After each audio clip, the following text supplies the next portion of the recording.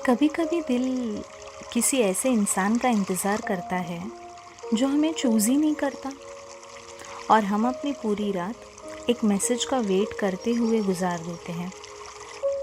आज की कहानी एक ऐसे ही इंतज़ार की कहानी है और एक ऐसे रियलाइजेशन की कहानी है जो हमेशा के लिए ज़िंदगी बदल देती है रिया की। रिया एक सिंपल सी लड़की थी जो प्यार में बहुत सच्ची थी और दिल से बहुत ज़्यादा वफादार थी।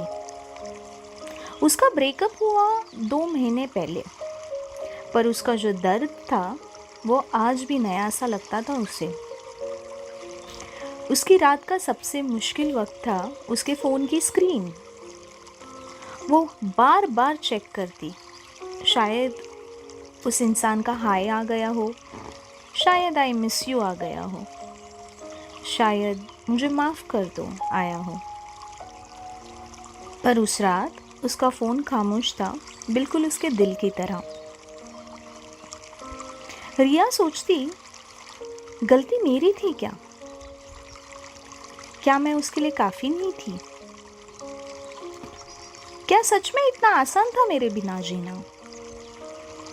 ओवर थिंकिंग उसका सबसे बड़ा दुश्मन बन चुका था। ऐसे सवालों ने उसे तोड़ दिया था। लेकिन सच ये था, रिया की प्रॉब्लम उस लड़के से ज़्यादा उसके खुद के थॉट्स थे। हम सब रिया जैसे हो जाते हैं ना कभी। हमें लगता है अगर सामने वाले का मैसेज आ जाए दिल ठीक हो जाएगा, पर सच्चाई ये है, हीलिंग कभी दूसरे के टेक्स्ट से नहीं होती, अपनी एक्सेप्टेंस से होती है। उस रात रिया थक गई थी, उस इंतज़ार से, उस सोच से, खुद को ब्लेम करने से। वो उठ के आईने के सामने गई, अपनी आंखों में देखा उसने और पहली बार अपने आप से पूछा, रिया तू खुश कब होगी? उसके अंदर से एक आवाज़ आई, जब तू अपने आप को चूज़ करना स्टार्ट करेगी। वो पल बहुत छोटा था बट बहुत पावरफुल था। रिया ने डिसाइड किया, आज के बाद no overthinking, no waiting, no self blame. उसने फ़ोन बंद किया, ना गुस्से में, बस शांति से। वो सो गई। 1 साल हो गया था इतनी आराम से और पीसफुली सोए हुए।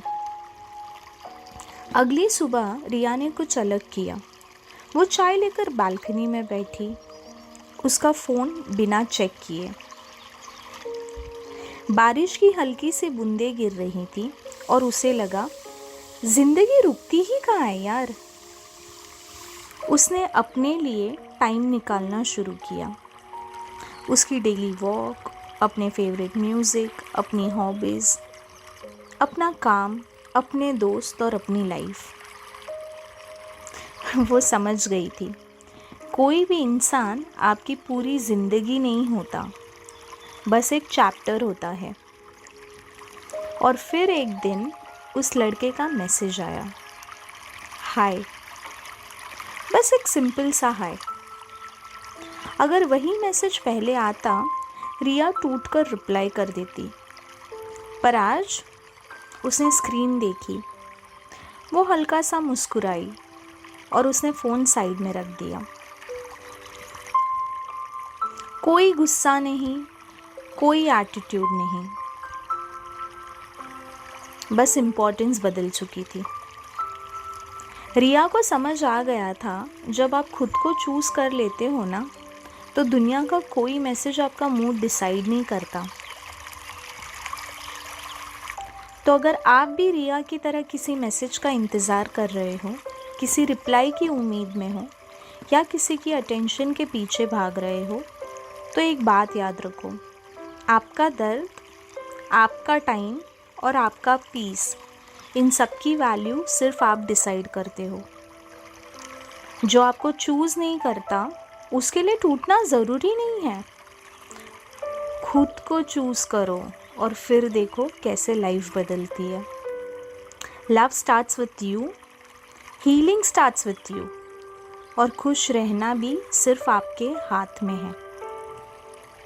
अगर आज की कहानी ने आपके दिल को थोड़ा सा भी हल्का किया हो तो सब्सक्राइब ज़रूर करना और कमेंट करके बताना आपका वो मैसेज कब आया था और आपने कब क्या फ़ील किया था। मिलते हैं नेक्स्ट स्टोरी में, जब दिल कहानी बन जाता है।